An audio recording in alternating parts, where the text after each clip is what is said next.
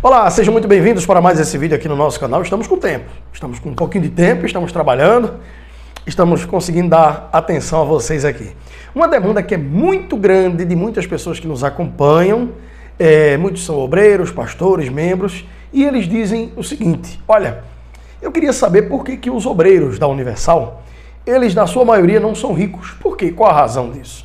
Se lá na Universal é pregado que Deus não te fez para ser cauda e sim cabeça, que Ele tem o melhor dessa terra para você, e assim sucessivamente.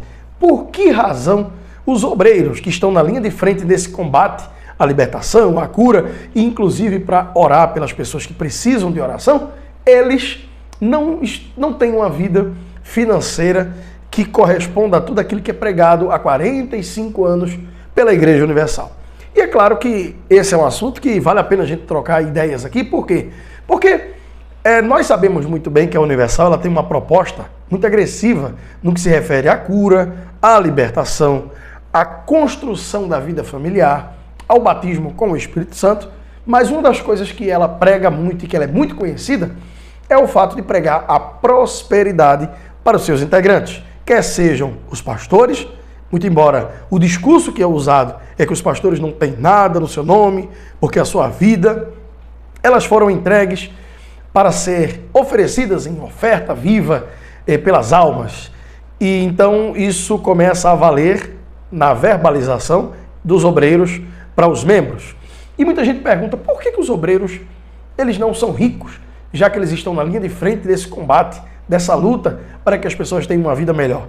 Às vezes chega uma pessoa numa segunda-feira, por exemplo, precisando de oração, e o pastor muitas vezes não tem como dar atenção a todo mundo. Normalmente quem atende são os obreiros. Mas a gente não deveria ser exemplo, no caso, os obreiros não deveriam ser exemplo? Muito bem. Logicamente que para você se tornar uma pessoa rica, uma pessoa bem-sucedida, é necessário muito mais do que apenas oração. E você pode dizer, olha, mas isso é um absurdo? Se Deus é dono de ouro, dono da prata, a oração não teria que ser suficiente? Sim, a oração ela é extremamente necessária, inclusive ela tem que vir em primeiro lugar. Mas Deus, desde o começo da criação do Éden, Ele trabalha em parceria com o homem. Ou vocês esqueceram quem foi que deu o nome aos animais? Foi Adão. Deus ele trabalha em parceria com o homem. Ele dá uma ideia para você, Ele dá um norte para você, Ele desperta você para que você diga, poxa, vou fazer isso aqui, que isso aqui vai dar certo. Ele lhe dá a sabedoria, lhe dá a força, mas quem tem que trabalhar é você. Eu conheço obreiros que são bem de vida, ricos, eu conheço obreiros que são classe média e eu conheço principalmente obreiro que vive uma vida muito difícil financeiramente falando. E por que razão? Eu analiso aqueles que estão próximos de mim e baseado neles e na minha experiência de vida eu posso afirmar sem nenhuma dúvida que as pessoas que não são bem de vida financeiramente, a maioria delas é porque elas não procuram as suas melhoras. É isso mesmo. Tem gente que elas acham que as coisas vão cair do céu. Elas não verbalizam isso, mas elas agem de forma que dá você entender que ela está esperando alguma coisa, algum milagre acontecer, cair do céu. E na verdade não é assim. Você precisa tentar. Se você tem desejo de trabalhar por conta própria, você tem que fazer um estudo de campo. Você quer fazer o quê? Você quer vender camisa polo, como essa aqui, por exemplo? O que você vai ter que fazer? Tem que fazer um estudo de campo. Eu vou oferecer essas camisas para quem? Onde eu posso comprar? Qual o valor que eu vou comprar? Qual o valor que eu vou revender? O valor que eu apurar não é meu lucro. O meu lucro não é para eu gastar, é para eu reinvestir. Principalmente quem já tem um trabalho em algum lugar e ela já paga suas contas com o seu salário. Se elas forem iniciar um negócio paralelo a isso, elas devem fazer com que aquele dinheiro seja para reinvestir e criar musculatura aquele negócio. E não pegar o dinheiro das camisas, ela compra lá 100 camisas a R$10. Estou dando um exemplo aqui. Ela compra 100 camisas a R$10 e vai vender por R$20. Ela vai ter o dobro vendendo todas as camisas do dinheiro que ela investiu ao final de todas as vendas. Se ela usar a inteligência, ela vai pegar esse dobro de dinheiro e vai reinvestir de novo. Comprar uma camisa agora não de R$10, porque normalmente essas mais baratas são mais fracas, você tem uma margem de lucro menor. Você deve investir, por exemplo, numa camisa de R$50, porque você vai ter uma margem de lucro 2 vezes maior, em vez de ganhar 100%, você vai ganhar 200%.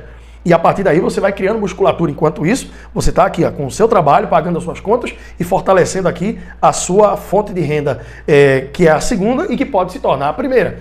Lógico, eu estou falando aqui uma coisa, eu não sou economista, eu sou empresário, mas eu não tenho curso para ser coaching, para orientar você, para dar palestra motivacional, nada disso. Eu estou aqui dando um exemplo de uma coisa muito básica, muito simples e que, infelizmente, não são colocadas em práticas por aqueles que absorvem a pregação de que você não nasceu para ser cauda e sim cabeça, mas na prática não fazem da maneira correta. Eu vou dar um exemplo aqui para vocês. Em 2005, mais ou menos, eu trabalhava de locutor. E aí, eu tinha um saláriozinho naquela época, eu já estava casado, minha despesa já era alta, já tinha um filho. E o que acontece? Eu achei na minha cabeça que eu precisava ter uma segunda fonte de renda, além do meu trabalho. Porque o normal é que nós tenhamos pelo menos 7 fontes de rendas. A principal e todas as outras que vêm preencher uma lacuna de repente quando aquela fonte de renda principal não estiver tão abastada, ou se porventura você vier perder, as outras vão suprir suas necessidades, ou até para você reinvestir e crescer um patrimônio do outro lado. Salomão nos orienta a isso. Precisamos ter pelo menos 7 fontes de renda. Mas se você hoje está me assistindo aqui e só tem uma, procure ter uma segunda, procure ter uma terceira, uma quarta. Por mais que você ganhe pouquinho, vamos dizer que você tem um trabalho e você ganha lá 2, 3 mil reais. E aí você vai ter uma outra fonte de renda, você vai ganhar 200 por mês. É muito pouco, mas contanto que aqueles 200 continuem todos os meses caindo na sua conta e principalmente que você não mexa com ele, deixe ele lá investido para que ele venha render dinheiro para você. Isso é importante que seja feito. O que acontece? Eu, naquela época, eu disse, rapaz, eu preciso fazer algo para ganhar um outro dinheiro, uma outra fonte de renda. E aí chegou um senhor lá com uma bolsa de costas assim, pendurada com muitas canetas dentro e uma maquininha que fazia o nome nas canetas e ele vendia na época a R$1, isso em 2005. Ele comprava essas canetas por 20, 25 centavos, ele comprava a caixa fechada, cada uma saía nessa média de valor. Então ele tinha aí um lucro de 7, 8 vezes mais do que o que ele investia. Então ele disse a mim, ele sempre chegava lá e quando ele chegava, muita gente chegava, olha, eu quero 5, eu quero 2, eu quero 3, eu quero 4, bota o nome da minha mãe, o nome do meu filho, vou dar uma a todo mundo, uma a cada um, etc. E ele começava a ganhar muito dinheiro e aquilo ali me chamou a atenção e eu cheguei para ele e disse, olha, eu tô querendo ter uma outra fonte de renda, como é que eu faço para comprar uma maquininha dessa? Ele disse, rapaz, tu acertou, porque agora eu tô querendo vender essa minha maquininha aqui, porque eu vou comprar uma outra que saiu, que é mais nova, mais evoluída, mas essa daqui tá muito boa e para você que tá começando vai ser tranquilo. Me vendeu a máquina, na época eu comprei por R$50, isso em 2005, R$50 valia muito dinheiro. E ele me levou no lugar onde ele comprava as canetas também, ele disse, olha, tá tudo aqui, me ensinou tudo. Então eu digo, agora tá muito bem, fiz um investimento na época de uns R$200 entre material, caneta, tudo, e me esqueci de um detalhe, que minha letra, ela é muito feia. Minha letra é muito feia quando eu pego uma caneta para escrever. Agora imagina com uma maquininha daquela que treme na hora que você está fazendo o nome. Enquanto a letra do cidadão lá, ó, era primeira, muito bonita. Ou seja, eu tive a ideia correta de ter uma segunda fonte de renda, eu despertei para ter uma fonte de renda, mas eu não fiz o estudo de campo, era para eu ter lembrado do detalhe que minha letra era feia e que eu não ia conseguir fazer um trabalho tão bom quanto dele. Resumindo, acabei vendendo a máquina para uma outra pessoa e essa daí não foi a minha segunda fonte de renda. Desenvolvi outras depois, mas essa daí não foi. Porém, as próximas que eu pensei, eu comecei a analisar minuciosamente e ver o motivo pelo qual eu tinha que estudar tudo, para ver se em algum momento eu não ia esbarrar e ia fazer um investimento que depois eu iria perder. Infelizmente, a maioria das pessoas que eu posso avaliar, porque conheço de perto, elas agem dessa forma. A fonte de renda principal que elas têm, muitas das vezes ela não dá valor. É o emprego que ela tem. E olha, por mais que pareça subalterno, ser empregado de alguém não é demérito para absolutamente ninguém, independente da profissão que você tenha. Eu já catei latinha quando eu era solteiro ainda, eu tinha 17 anos. Eu era da Universal na época, eu catei latinhas para comprar cuscuz e salsicha e ajudar em casa a minha mãe, porque na época ela vivia numa situação muito apertada. Eu era solteiro, como eu estou falando. E já fui cobrador de transporte alternativo, já trabalhei diversas coisas, padaria, trabalhei em lanchonete, mercadinho, trabalhei de muita coisa mesmo. Então, até que mais para frente eu fui descobrindo que eu poderia trabalhar com a comunicação. E com a comunicação eu desenvolvi um bom trabalho, tive várias fontes de renda, como ainda hoje tenho. Quem me acompanha no meu Instagram, até vou deixar o Instagram aqui para você dar uma olhadinha se você quiser. Vocês veem lá que de vez em quando a gente faz. Já fui apresentador de shows de pagode, de brega, de forró, enfim, apresentador de eventos, locutor de rádio. Eu sou formado em jornalismo, não exerço a profissão porque não quis exercer, porque trabalhando com venda de automóvel eu ganhava mais do que enquanto jornalista. Trabalhei 2 anos como assessor do prefeito do Recife e pedi o meu desligamento por 2 razões. A primeira, porque como vendedor de carro eu ganharia mais e também porque eu tinha uma posição política completamente diferente daquele grupo que estava ali. Como eu não fui apadrinhado de ninguém, ficava um clima meio chato e eu gosto de ter a minha liberdade de expressão, por essa razão agradeci a oportunidade, pedi o desligamento de lá e desde então não voltei a atuar como jornalista e sinceramente no momento não tenho interesse. Então o que acontece? Eu acho que você que trabalha para alguém não é demérito nenhum. O que é que muita gente precisa fazer? Primeiro, oferecer o seu melhor. Oferecer aquilo que você tem de melhor. Trabalhar como se a empresa fosse sua. Porque o que você planta, você vai colher. Se você tem desejo de ter um negócio para você, de trabalhar por conta própria, de montar uma empresa, você primeiro precisa plantar, oferecer. Ou seja, onde você estiver, você precisa derramar o seu melhor, chegar cedo, fazer mais do que você é pago para fazer, porque vai chegar o momento em que você vai receber mais do que você é pago para fazer.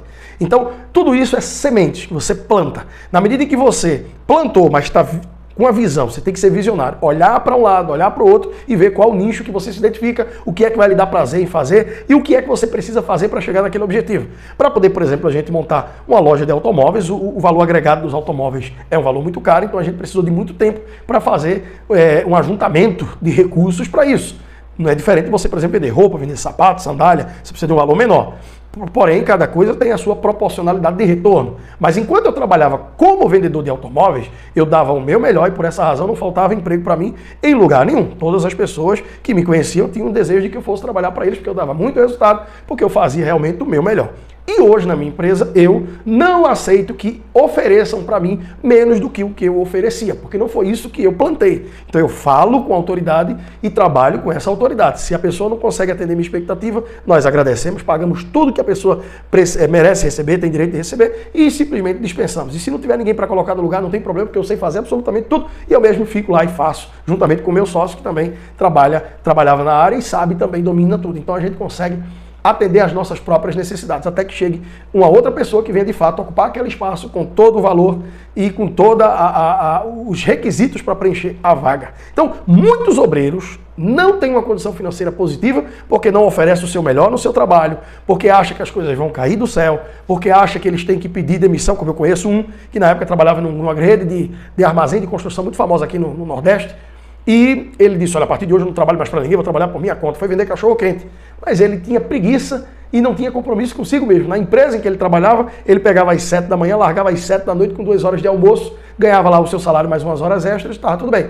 Quando ele começou a trabalhar por conta própria, ao invés dele ter o mesmo compromisso, ele passava a sair 10 horas da manhã, 11 horas, se estivesse chovendo ele não ia, porque ele começou a vender cachorro quente numa carrocinha. Resumindo, ele não passou 4 meses. Se passou muito foi isso. Voltou a trabalhar de novo para uma outra pessoa, numa empresa menor do que a que ele trabalhava, com menos benefícios. Por quê? Porque não usou a inteligência. Porque você tem que usar a fé com inteligência. A razão, ela vem em cima da emoção. Eu tenho desejo de crescer, eu tenho desejo de prosperar, eu tenho desejo de fazer algo por minha conta, mas eu preciso estudar o campo. Por que eu escolhi ser empresário no ramo de vendas de automóveis? Porque eu domino a situação, eu tenho um sócio comigo que também entende do trabalho e nós juntamos os nossos entendimentos, ele cuida mais da parte administrativa, eu cuido mais da parte comercial e a gente caminha muito bem dessa forma. Mas teve um estudo de campo e a gente todos os dias, obviamente, está aberto a aprender, porque a pessoa nunca sabe de tudo. Talvez esse vídeo esteja ficando grande, talvez você esteja cansado de ver, mas é importante que você analise absolutamente todas as informações. Entenda que os obreiros da Universal, eles não são, a maioria deles, não vivem numa condição financeira apertada, ruim, por conta das campanhas que tem na igreja. De jeito nenhum.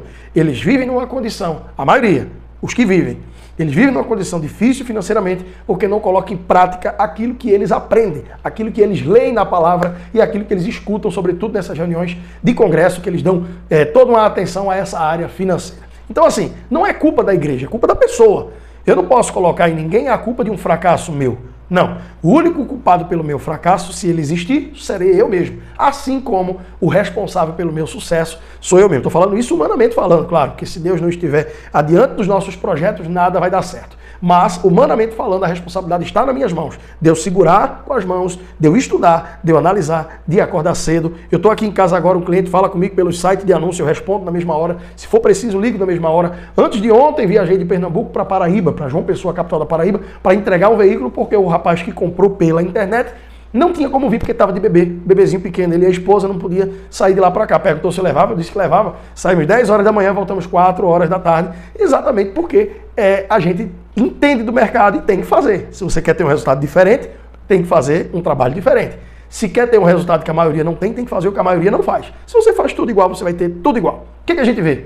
Pessoas que trabalham no lugar e não tem compromisso com o horário, chega atrasado, quando está lá fica dando a famosa voada, não sei se onde você está vendo aí, é esse mesmo nome que usa, e não consegue oferecer o seu melhor. O patrão mantém ele ali, às vezes, porque falta uma pessoa para substituir, porque a posição, às vezes, é tão subalterna que não é todo mundo que quer, mas só aquele quer e ele trabalha de qualquer jeito. Aonde você estiver, para finalizar, se você fizer igual a José, quando estava no Egito, que foi para a casa de Potifar, deu o seu melhor, se tornou o governante da casa, fazia tudo com muita excelência e Deus abençoava ele em tudo. Ele foi injustiçado e foi para a prisão. Quando chegou na prisão, ele fez toda a diferença lá na prisão. Se ele não tivesse feito a diferença na casa de Potifar e na prisão, certamente ele não teria feito diferença como governador, principalmente porque ele não teria sido alçado ao cargo de governador. Então, se você é obreiro, se você é candidato a obreiro, se está vendo esse vídeo, se você conhece algum obreiro, repasse esse vídeo também para ele. A maioria vive numa vida muito apertada, muito difícil, porque eles mesmos não procuram suas melhoras. Na prática, na palavra sim. Às vezes eles dizem, olha, eu sou dizimista fiel e acha que só o fato de ser dizimista fiel vai se abrir todas as portas. E não é assim. Então, esse é um vídeo que a gente trata um pouco mais detalhado sobre esse assunto. Caso você concorde, comente aqui embaixo. Caso você não concorde, também comente. Se você gostou, deixa um like. Se não gostou, deixa um dislike. Se você quiser fazer algum comentário no meu WhatsApp, ele fica aqui na descrição do vídeo. E se você não é inscrito no nosso canal, nos ajude se inscrevendo nesse canal, tá bom? Repassa esse vídeo para algum obreiro que você conheça, talvez ele vá despertar para alguma coisa e começar a agir de uma forma diferente, tá certo? Um forte abraço para todos vocês e até a próxima. Pode desligar, pai.